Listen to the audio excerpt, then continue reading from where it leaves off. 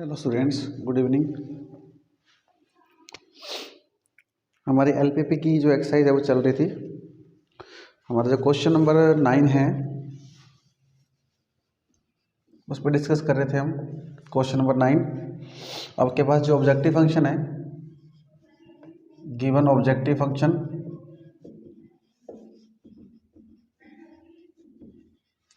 वो आपके पास ये है z is equal two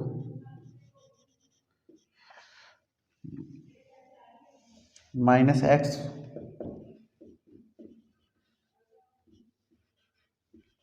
plus 2y। ये आपके पास गिवन ऑब्जेक्टिव फंक्शन है।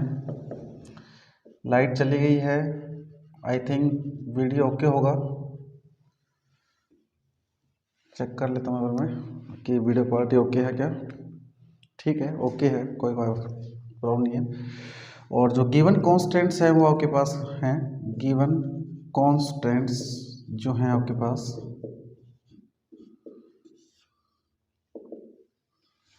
गिवन कॉन्स्टेंट्स आपके पास है x greater than equal to 3।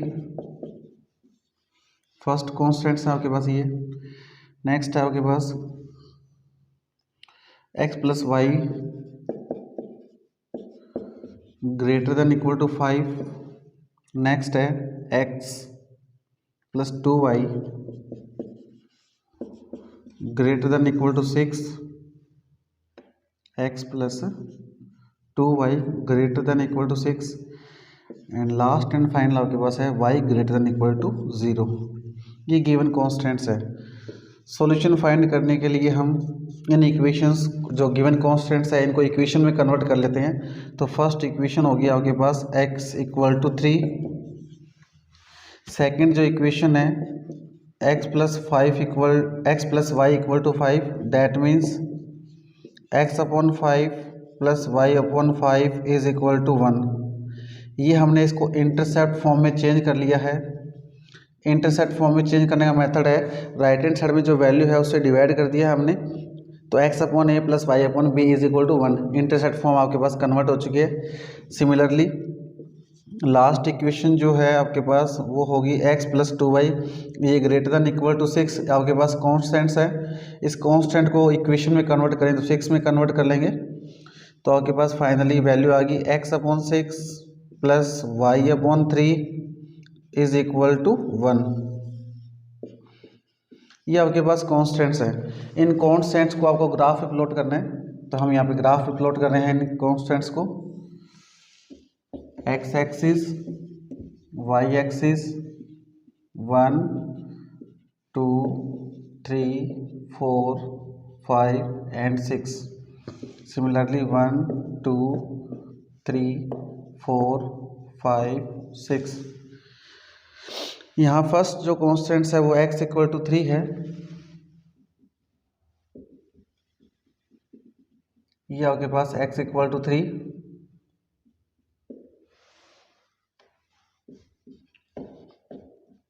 Given जो कॉन्स्टेंट्स है वो आपके पास x इक्वल टू 3 है। ये आपके पास जो पॉइंट है वो हो जाएगा 3,0। ये पॉइंट 3,0 हो जाएगा।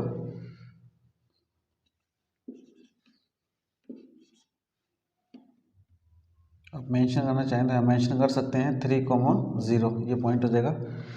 उसके बाद में आपके पास इक्वेशन है x plus y greater than equal to 5। इस इक्वेशन को लाइन की फॉर्म में अगर ड्रॉ करें तो x एक्सिस पे 5,0 5,0 फर्स्ट पॉइंट 5,0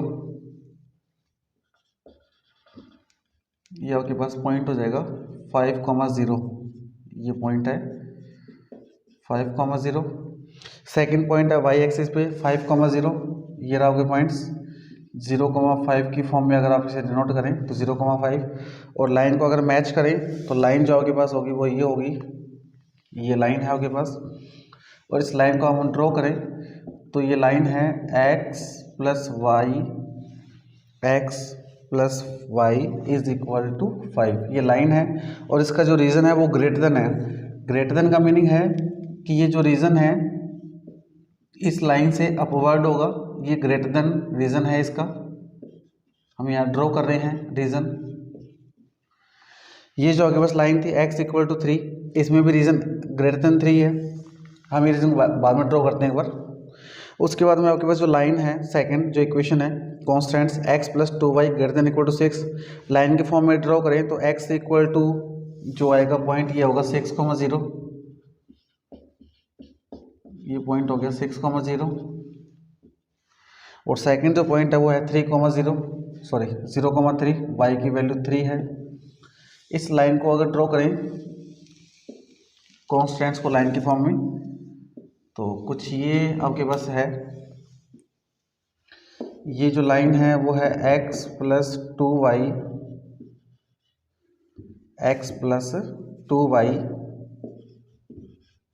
इक्वल टू 6 की है। और ये जो कॉन्स्टेंट्स है इसमें भी जो रीजन आपके पास है वो greater than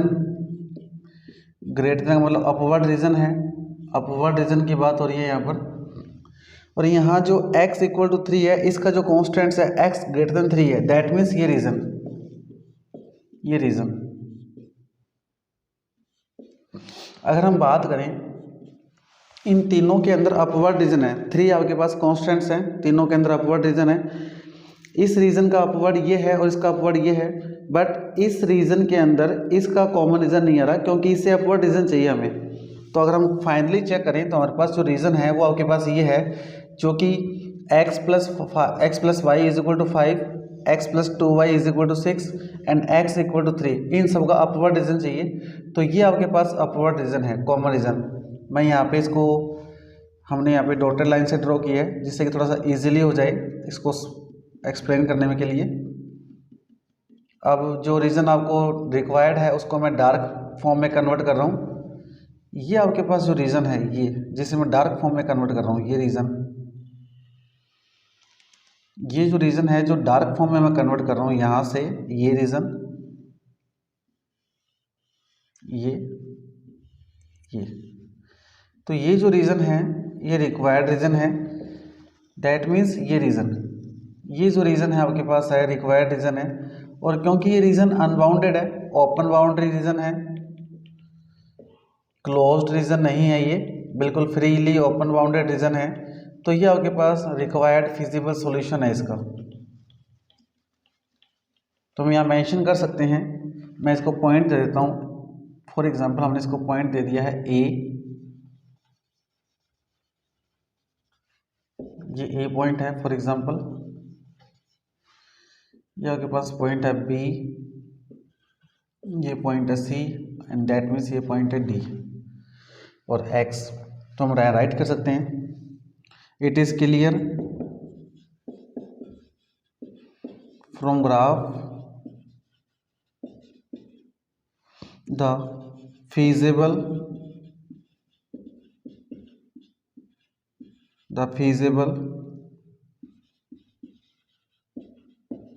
solution region is unbounded, which is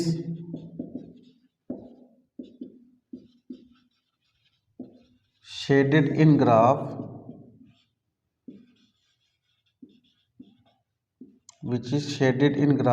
and represented by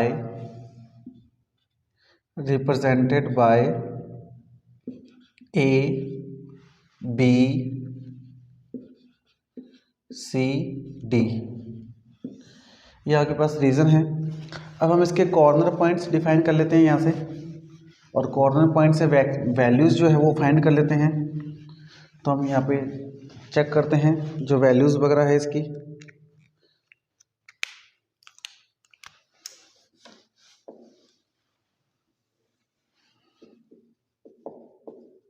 corner points यहाँ पे, और यहाँ हम डिस्क्राइब करते हैं value of objective function.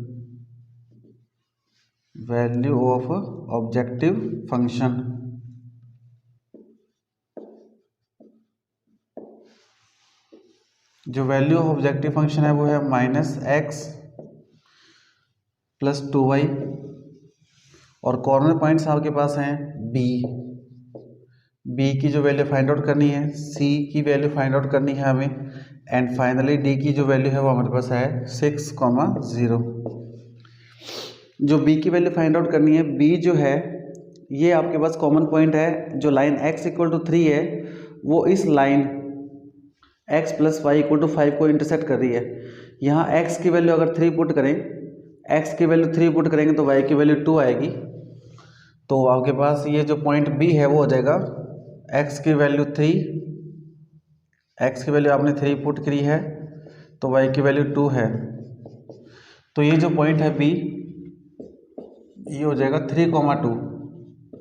x की वैल्यू 3 पुट की तो y की वैल्यू होगा 2 फाइंड आउट हुई है। सिमिलरली ये लाइन x इक्वल टू 3 इस लाइन को कट कर रही है, line x plus 2y equal to 6 है। यहाँ x की वैल्यू 3 पुट करें, x की वैल्यू 3 पुट करेंगे तो हम हो जाएगा ये आपके पास 2y equal to 3। That means x की वैल्यू 3 हो गई, 2y equal to 6। That means y equal to 3/2। Line आपके पास है x plus 2y equal to 6। मैं दोबारा चेक कर लेता हूँ, लाइन यही है x plus 2y equal to 6 है। और जो पॉइंट है वो हमें दोबारा से चेक करना पड़ेगा एक बार, ये कि पॉइंट क्या है। C की बात कर रहे हैं, सॉरी C जो पॉइंट है, B पॉइंट तो है x इक्वल टू 3 और line x plus y equal to 5 का इंटरसेक्शन पॉइंट है। बट जो C पॉइंट है वो x plus y equal to 5 और x plus 2y equal to 6 इन टू लाइंस का इंटरसेक्शन पॉइंट है। तो हमें इन दोनों लाइन को सोल्व करना है। तो x से x कैंसिल हो गया, x से x कैंसिल, माइनस करेंगे उसके बाद में हो जाएगा y और y की वैल्यू आ जाएगी आपके पास 1। y की वैल्यू आपके पास 1 है और y की वैल्यू अगर 1 पुट करें तो x की वैल्यू आएगी 4। दैट मीन्स पॉइंट आ गया आपके पास, आ गया 4,1। 4,1 चेक कर लीजिए दोबारा से। ये जो C पॉइंट है, ये C पॉइंट यहाँ में हमने जो मेंशन किया है ये एक्चुअल में लाइन का पॉइंट नहीं है, ये x plus y equal to 5 और x plus 2y equal to 6 का कॉमन पॉइंट है, इंटरसेक्शन पॉइंट है। तो इन दोनों को सोल्व करें, माइनस करेंगे तो x से x कैंसिल हो गया, माइनस वाई इक्वल टू -1 आएगा। That means y equal to 1 and y equal to 1 यहाँ पुट करेंगे तो x इक्वल टू आ जाएगा 4। दैट मीन्स वैल्यू आपके पास 4,1। अब इन पॉइंट्स पे z की वैल्यू फाइंड आउट करें तो यहाँ 6 पुट करें तो ये हो जाएगा -6, ये 0 हो गया। 3,2 पुट करेंगे तो -3 और ये हो जाएगा 4, तो ये हो जाएगा 1 और यहाँ पुट करें तो -4 और ये हो जाएगा 2। That means -2। और जो ऑब्जेक्टिव फंक्शन आपको गिवन है उस ऑब्जेक्टिव फंक्शन को आपने फाइंड आउट करना है, मैक्सिमाइज फाइंड आउट करना है। मैक्सिमाइज फाइंड आउट करने के लिए आपको चेक करना है कि मैक्सिमम जो वैल्यू है इसकी ये है 1। अब आप एक बार बिल्कुल कॉन्सेंट्रेट होकर चेक करें कि मैक्सिमाइज फाइंड आउट करना है ऑब्जेक्टिव फंक्शन को जो कि 1 है। लेकिन अगर आप चेक करें तो इस पूरे अनबाउंडेड रीजन में जो आपके पास फीजेबल जो सॉल्यूशन है वो रीजन जो अनबाउंडेड है, क्या उसमें मैक्सिमाइज वैल्यू 1 आ रही है? बिल्कुल नहीं आ रही है, क्योंकि आपके पास फीजेबल सॉल्यूशन ग्रेटर देन 3 है। तो ये क्लियर है कि z की मैक्सिमम वैल्यू आप फाइंड आउट ही नहीं कर सकते, क्योंकि इसकी मैक्सिमम वैल्यू जो कॉर्नर पॉइंट से आ रही है वो तो 1 है, वो तो इस रीजन में है, ये रही 1 यहाँ पे। बल्कि सॉल्यूशन जो रीजन जो आपके पास अनबाउंडेड है तो हम राइट कर सकते हैं, it is clear that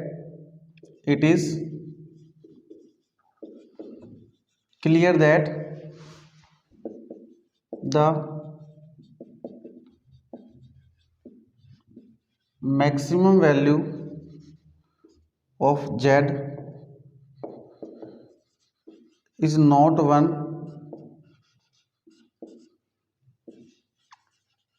from graph, so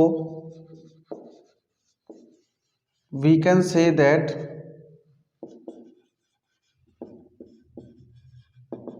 there is no maximum value, there is no maximum value of given objective function,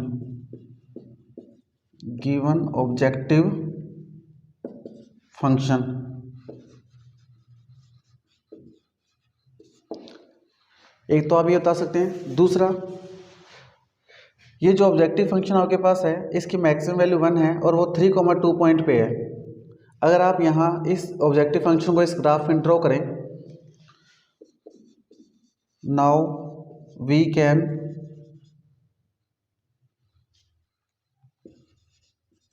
also find out that maximum value of z is exist or not। तो हम क्या करते हैं, जो minus objective function है minus x plus 2y, इसकी maximum value क्या है, 1 है। मैक्सिमम वैल्यू 1 है तो हम इस फंक्शन को यहाँ पे ड्रॉ करते हैं। यहाँ अगर पुट करें अपने इसमें x की वैल्यू 0, y की वैल्यू 0, डेफिनेटली ये पॉइंट यहाँ से पास आउट होगा ओरिजिन से 0,0 से, और 0,0 से पास आउट होगा तो कुछ ये होगा इस टाइप से। ये आपके पास ऑब्जेक्टिव फंक्शन है z minus x plus 2y, और ये माइनस एक्स प्लस जो 2y है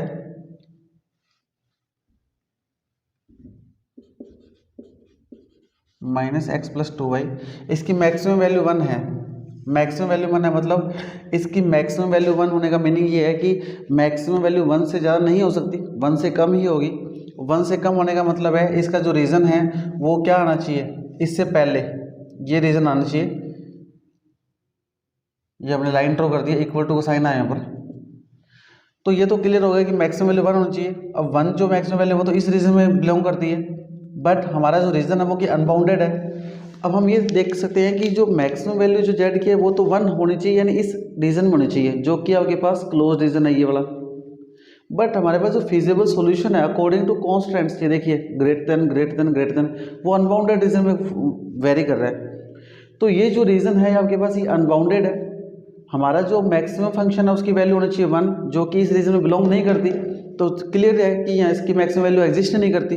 दूसरा ये भी कह सकते हैं कि जो आपके पास ऑब्जेक्टिव फंक्शन है उसका कॉर्नर पॉइंट या उसका कॉमन पॉइंट जो है इस अनबाउंडेड रीजन को इंटरसेक्ट कर रहा है, कहीं ना कहीं उसकी मैक्सिमम वैल्यू यहाँ पे बिलोंग करेगी, जो कि इस फंक्शन के थ्रू यहाँ पे नहीं गेन हो रही।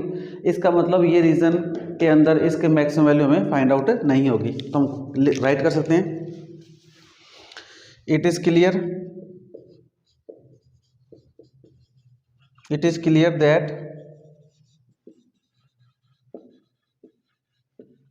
common point of Z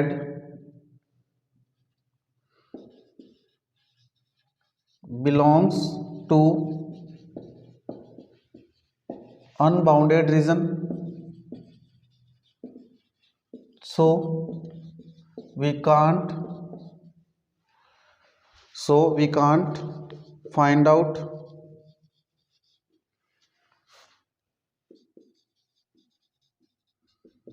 the maximum value of Z. Hence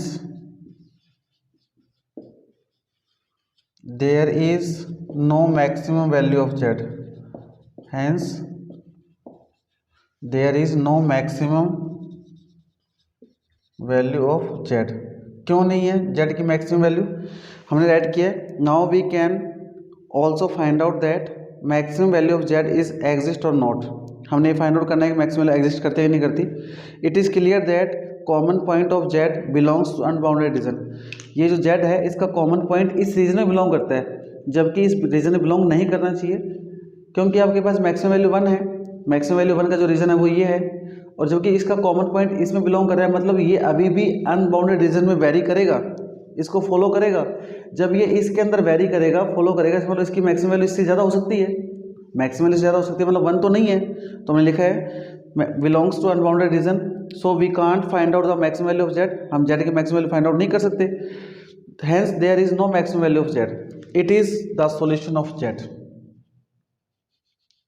ये आपके पास कंप्लीट हो गया क्वेश्चन नंबर 9। आई थिंक आपको कंप्लीट समझ आ गया होगा।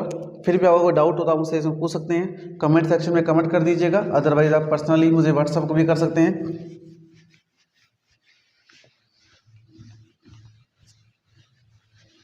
इसके बाद में आपके पास क्वेश्चन नंबर 10 है, हम उसको डिस्कस करते हैं। और क्वेश्चन नंबर 10 कंप्लीट होते ही आपके पास जो एक्सरसाइज नंबर है आपके पास 12.1 है कंप्लीट हो जाएगी। इसके बाद में 12.2 एक्सरसाइज हम डिस्कस करनी है जो कि प्रोडक्शन से ट्रांसपोर्टेशन से रिलेटेड है, वो हम बाद में डिस्कस करेंगे। अभी क्वेश्चन नंबर 10 पे फोकस करते हैं हम।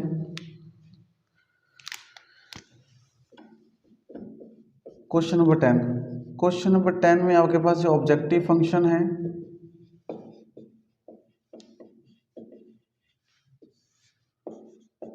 जो ऑब्जेक्टिव फंक्शन आपके पास है वो है x plus y, z is equal to x plus y, ये आपके पास ऑब्जेक्टिव फंक्शन है। और जो गिवन कॉन्स्टेंट्स हैं,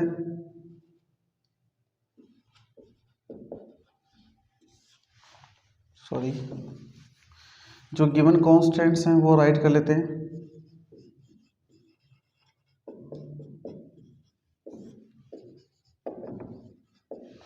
गिवन कॉन्स्टेंट्स हैं आपके पास पहले तो x minus y less than equal to -1, x minus y less than equal to -1। उसके बाद में है minus x plus y less than equal to 0, और फाइनली है x, y greater than equal to 0। ये ऑलवेज आपको पता है होगी ही होगी। इन कॉन्स्टेंट्स को इक्वेशन के फॉर्म में हम कन्वर्ट करें। सबसे पहले x minus y equal to -1,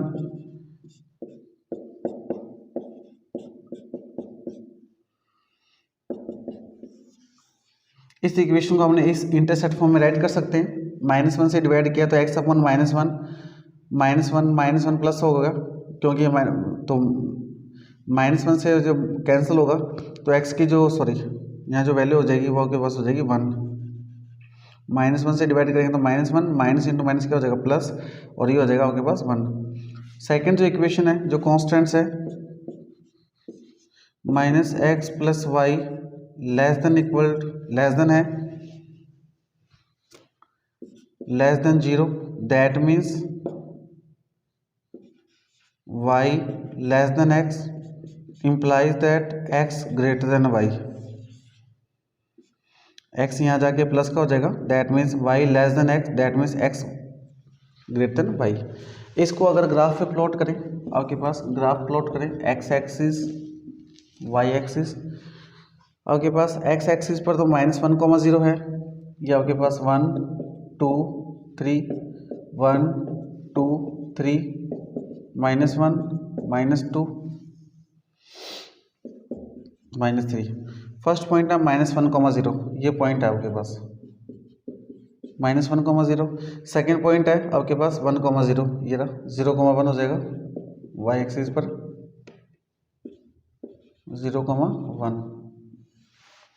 ये आपके पास लाइन हो जाएगी आपके पास x minus y equal to -1, ये लाइन की इक्वेशन है x minus y equal to -1। और जो गिवन कॉन्स्टेंट्स है वो है इसमें लेस देन इक्वल टू -1 से लेस देन, देखिए ये रीजन जो है ग्रेटर देन 0 का है और ये जो रीजन है लेस देन 0 का है। अब इससे लेस देन होना चाहिए, दैट मीन्स ये रीजन, इससे लेस देन रीजन जो होगा वो इस साइड का, ये रीजन। इसके बाद में x ग्रेटर देन वाई, सबसे पहले तो हमें डिस्कस करना है कि जो x plus y equal to 0 है, ये फाइंड आउट, ये पास कहाँ से होगा, ये पास होगा आपके पास ओरिजिन से। ये जो लाइन है वो आपके पास है -x plus y equal to 0, that means x equal to y, ये x इक्वल टू वाई का रीजन है, ये रहा, ये x इक्वल टू वाई का रीजन है। और x इक्वल टू वाई के रीजन में यहाँ पे जो रीजन है वो लेस देन 0 होना चाहिए, लेस देन 0 मतलब x ग्रेटर देन वाई हो। इसके अकॉर्डिंग, इस कांस्टेंट के अकॉर्डिंग जो आपके पास फाइनली जो कंडीशन हो रही है वो है x ग्रेटर देन वाई। और x ग्रेटर देन वाई के बारे में हम डिस्कस किया हुआ है कि जब भी लाइन ओरिजिन से पास आउट होगी, अगर x ग्रेटर देन 0 है तब तो रीजन होगा below the line, and y greater then x है तो रीजन होगा अपवर्ड, डायरेक्शन में, तो ये रीज़न होगा। अगर आप यहाँ से चेक करें तो आपके पास कोई भी फिजिबल अनबाउंडेड या बाउंडेड रीजन नहीं मिलेगा, क्योंकि इसमें तो ये शो कर रहा है कि रीजन होना चाहिए लेस देन और ये होना चाहिए ग्रेटर देन। तो ये जो कॉमन रीजन है फाइंड आउट ही नहीं होगा आपको, क्योंकि कोई भी कॉमन रीजन ही नहीं है। ये रीजन आपके पास बिलो द लाइन है, ये अपवर्ड द लाइन है, तो इसके पीछे कोई भी कॉमन रीजन नहीं है। तो हम यहाँ राइट कर सकते हैं, it is clear from the graph, it is clear from the graph